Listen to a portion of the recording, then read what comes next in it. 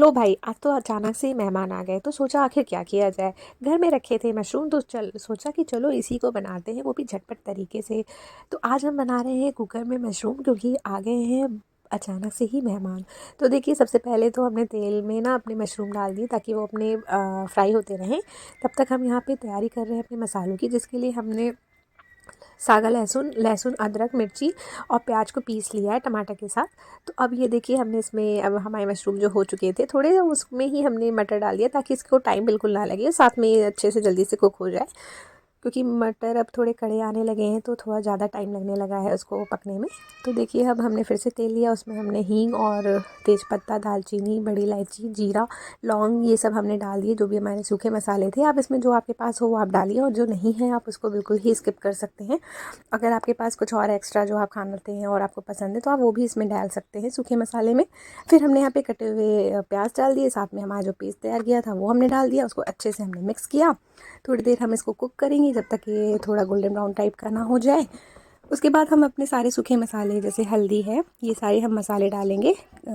हल्दी, धनिया पाउडर, जीरा पाउडर, गरम मसाला, कश्मीरी लाल मिर्च, ये सारे जो भी पाउडर हैं ये सारे के सारे हम इसमें डाल देंगे। और उसके बाद हम नमक भी डाल देंगे स्वाद अनुसार। आप अपने हिसाब से अपने टेस्ट के अकॉर्डिंग नमक डाल सकते हैं। और उसके बाद आप इसको एक अच्छा सा मिक्स दे दीजिए।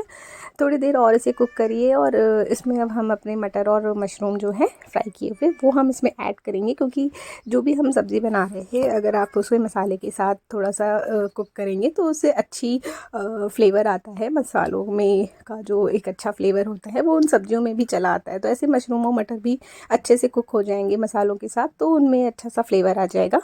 तो थोड़ी देर आप ज़रूर इसे कुक करिए। और देखिए, 2 से 3 मिनट हमने कुक करने के बाद इसमें पानी डाल दिया है।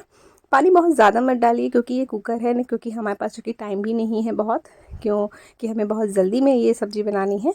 तो बहुत ज़्यादा पानी डाल के वो मत करिए, क्योंकि बहुत ज़्यादा पानी डाल देने से तो इसका अच्छा टेस्ट नहीं आएगा, और जल्दी होने में फिर उसमें बहुत टाइम भी लगेगा।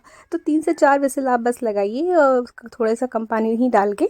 जितनी की रिक्वायरमेंट है उससे बस थोड़ा सा पानी ज़्यादा डालिए, बस उतने में 3 से 4 विसल आराम से आ जाएगी। ये देखिए, हमने विसल लगा दी है, और हम 3 से 4 विसल लगाने के बाद ये देखिए हमने इसे खोला।